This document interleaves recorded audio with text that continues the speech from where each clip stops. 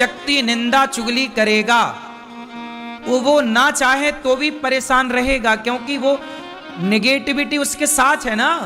भाई एक बात बताओ, माचिस है, माचिस की तीली निकालो और जरा जलाओ, तो माचिस की तीली किसी और को बाद में जलाती है, माचिस की तीली स्वयं को पहले जलाती है। बात सही है कि गलत है? माचिस की तीली भैया किसी और को दिया बाद में जलाएगी, चूल्हे को बाद में जलाएगी, लेकिन वो तीली पहले स्वयं को जलाएगी। बोलो हाँ कि ना? यही है।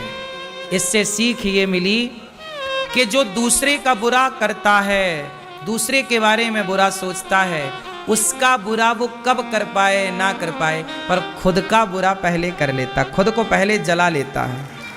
आप दूसरे को जला पाएंगे अलग विषय है, कब जलाएंगे, कितना जलाएंगे, लेकिन स्वयं को पहले जला रहे हैं आप। ये निंदा और चुगली के साइड इफेक्ट।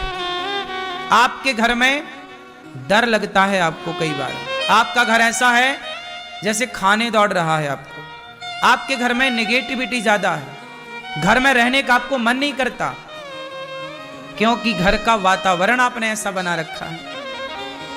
इसलिए मैं आप सबसे कहूं, अपने घर को ही मंदिर बनाइए।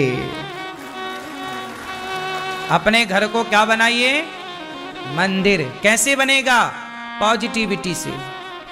कोई गलत बात ना करिए, ना गलत बात करने वालों को घर में कोई आए तो उसका स्वागत सत्कार ऐसे करिए जैसे भगवान का सत्कार हो रहा है। किस घर में भगवान होते हैं? मैया, किस घर में भगवान होते हैं? जिस घर में अतिथि का स्वागत सत्कार होता है, उस घर में भगवान होते हैं। अब क्या हो रहा है घरों में? आज 90% घरों में, खासकर स्त्रियां, माताएं, यदि 4 लोग आपके घर में आ गए तो कुछ माताएं, सब नहीं, कुछ स्त्रियां तो बड़ी प्रसन्न होती हैं। अरे हमारे द्वार अतिथि आए, रिश्तेदार, आओ भैया आओ, क्या लेंगे? चाय लेंगे, कॉफी लेंगे, आओ आओ बैठो। अंदर से प्रसन्नता है कुछ स्त्रियों को कि मेरे घर मेहमान आए, मेरे घर अतिथि आए, मेरे घर साधु आए, मेरे घर ब्राह्मण आए, मेरे घर कन्या आई। कुछ लोग भीतर से खुश हो जाती हैं महिलाएं और पुरुष, अरे मेरे घर तो अतिथि आए, आओ क्या खाएंगे, ये खाओ ये खाओ ये खाओ, तुम्हारे लिए ये बनाएंगे, खाओ पियो। और कुछ लोग कैसे होते हैं, किसी के घर मेहमान आ गए तो उनका सिर चढ़ जाता है, अरे कहाँ आ गए, बनाना पड़ेगा खाना। मेहमानों को देख करके जिन स्त्रियों का सिर चढ़ता है वो घर ही नरक की श्रेणी में चला जाता है, अपने आप नरक की लिस्ट में चला गया। उस घर में भगवान कभी नहीं आते। जिस घर अतिथि, जिस घर में नहीं आए, अतिथि का सम्मान जिस घर में नहीं हो, उस घर में भला भगवान का क्या काम है? इसलिए कहते हैं अतिथि देवो। जिस घर में मां प्रसन्न है, जिस घर में मां खुश, पिता खुश, अतिथि खुश, वहां भगवान भी चल कर जाते हैं।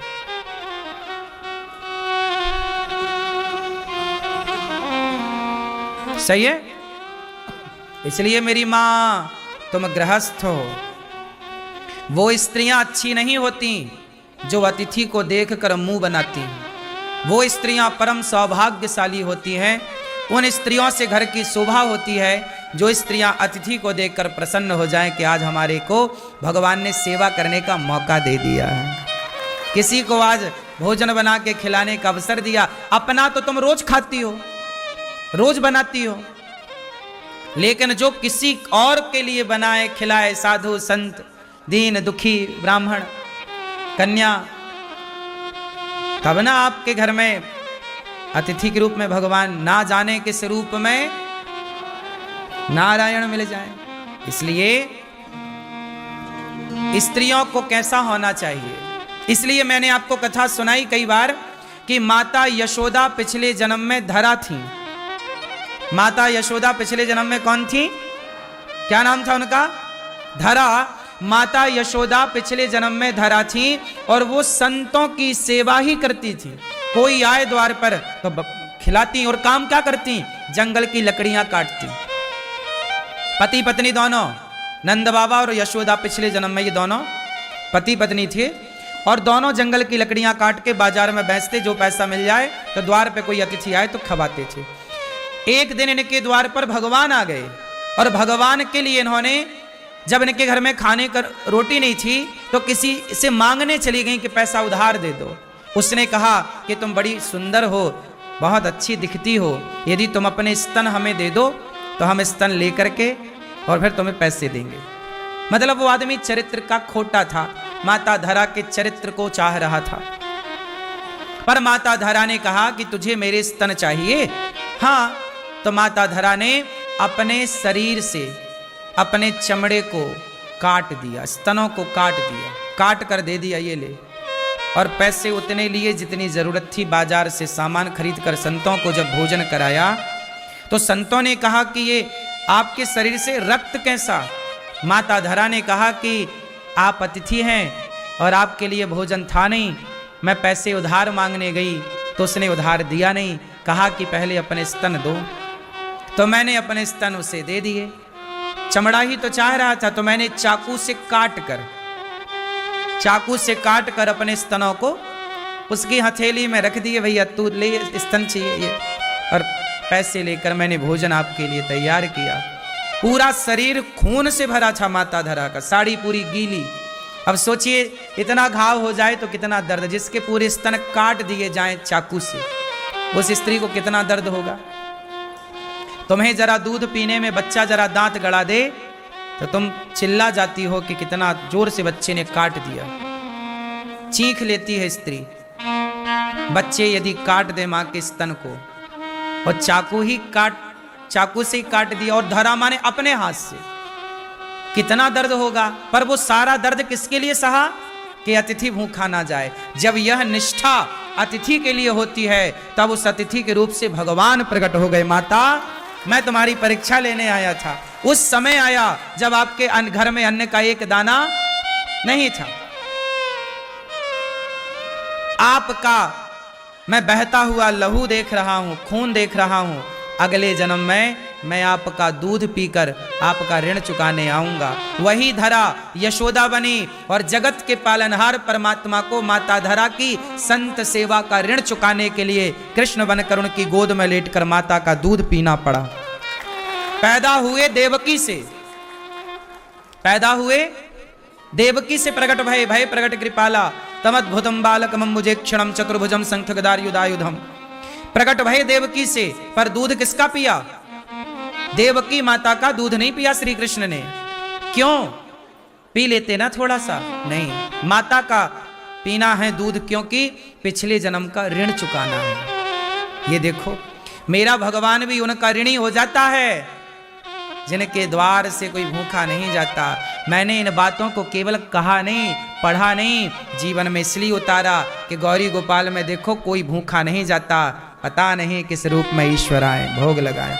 इसलिए गौरी गोपाल में अतिथि की सेवा हो रही है, और हमारे अतिथि आप हैं, और अतिथि हैं भगवान। आप ही हमारे लिए भगवान हैं, कोई और भगवान क्या होगा साहब? आप सब ही भगवान हैं। आप ही प्रसन्न हैं तो सब प्रसन्न हैं। क्यों जी, बात सही है? इसलिए गौरी गोपाल में अतिथियों को भरपेट भोजन मिल रहा है कि नहीं? बोलो हाँ या ना। कोई जात नहीं देखी जा रही है, कोई रूप रंग धर्म मजहब पंथ नहीं देखा जा रहा है, सबको पेट भर रोटी परोसी जा रही है। क्यों जी, बात सही है? सबके साथ गौरी गोपाल में एक सा व्यवहार है। आप रसोई में जाइए, सबको एक साथ भोजन में लाइन में लगकर सबको एक साथ भोजन मिल रहा है। बात सही है कि गलत है? ये सब संभव है। आप भी गृहस्थ हैं, हम भी गृहस्थ हैं, सब कुछ संभव है। हमने अपने आसपास निंदा चुगली को भटकने नहीं दिया। हम भी तो निंदा करें, चुगली करें तुम्हारी तरह बैठे बैठे? टाइम ही नहीं है सब करने का। टाइम है तो पढ़ने लग जाते हैं, सत्संग करेंगे, अच्छी बातें करें। हम क्यों किसी के बारे में गलत बात करें? होंगे आप में लाख दोष, होंगे आप में लाख अवगुण, पर मैं क्यों देखूं? आपके पड़ोसी में 1 लाख अवगुण होंगे, आप देख भी लोगे तो पाओगे क्या? अवगुण देखने ही हैं, दोष देखने ही हैं, तो औरों के नहीं, खुद के दोषों को देखिए और अपने दोषों को देखकर अपने को बेहतर कीजिए। बुरा जो देखन मैं चला, बुरा न मिलिया कोई।